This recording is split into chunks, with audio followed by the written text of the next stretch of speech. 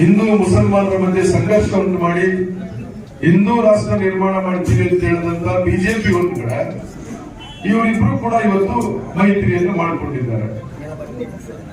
ಮೈತ್ರಿ ನಾನು ಹೇಳಿದೆ ಆಗ್ಲೇ ಯಾವ ಕಾರಣಕ್ಕಾಗಿ ಆಗಿದೆ ಅಂತ, ನಮ್ಮ ಮೇಲೆ ಹೋರಾಟ ಮಾಡತಕ್ಕಂಥ ಶಕ್ತಿ ಇದ್ದಿದ್ದರಿಂದ ಇಬ್ರು ಮಾಡ್ಕೊಂಡಿದ್ದಾರೆ. ಆ ಮೈತ್ರಿಯ ಫಲ ಜೆಡಿಎಸ್ ನವರಿಗೆ 3 ಸೀಟ್ ಕೊಟ್ಟಿದ್ದಾರೆ.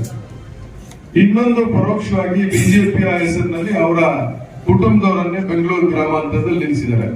ಅದನ್ನು ಸೇರಿಸಿಕೊಂಡ್ರೆ 4 ಸೀಟ್ ತಗೊಂಡಂಗೆ ಆಯ್ತು. ಅವರು 4 ಸೀಟಲ್ಲಿ 3 ಸೀಟ್ ಅವರ ಕುಟುಂಬದವ್ರಿಗೆ, ಹಾಸನ, ಮಂಡ್ಯ, ಬೆಂಗಳೂರು ಗ್ರಾಮಾಂತರ, ಇನ್ನೊಂದು ಕೋಲಾರ. ಇವತ್ತು ಮಲ್ಲೇಶ್ ಬಾಬು ಅಂತಕ್ಕಂಥ ವ್ಯಕ್ತಿಯನ್ನ ನಿಲ್ಲಿಸಿದ್ದಾರೆ.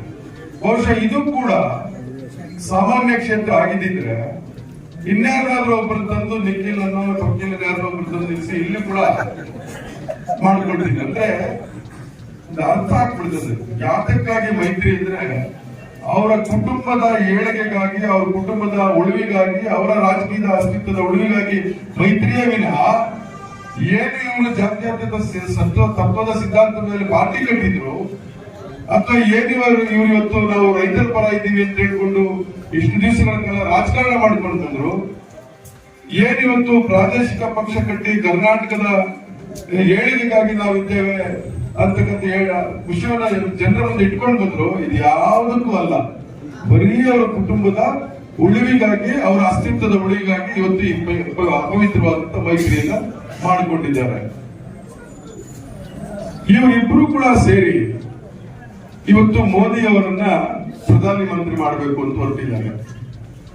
ಮೋದಿ ಸಾಹೇಬರು ಕೂಡ ನಮ್ಮ ಪ್ರಶ್ನೆ ಏನು ಅಂದ್ರೆ, 2014ರಲ್ಲಿ ನೀವು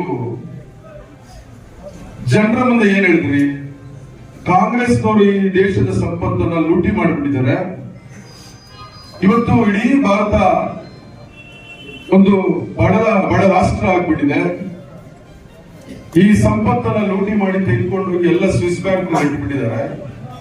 ಆ ಸ್ವಿಸ್ ಬ್ಯಾಂಕ್ ನಲ್ಲಿ ಇರ್ತಕ್ಕಂಥ ಹಣವನ್ನು ತಂದು ನಿಮ್ಮೆಲ್ಲರ ಖಾತೆಗಳಿಗೂ ಕೂಡ 15 ಲಕ್ಷ ಪ್ರತಿಯೊಬ್ಬರು ಕೂಡ ಆಗ್ತೀವಿ ಅಂತ ಹೇಳಿದ್ರು. ಇವತ್ತು 10 ವರ್ಷಗಳಾದ್ರೂ ಕೂಡ ಮಾಡಲಿಲ್ಲ. 10 ವರ್ಷಗಳಾದ್ರೂ ಕೂಡ ಮಾಡಲಿಲ್ಲ.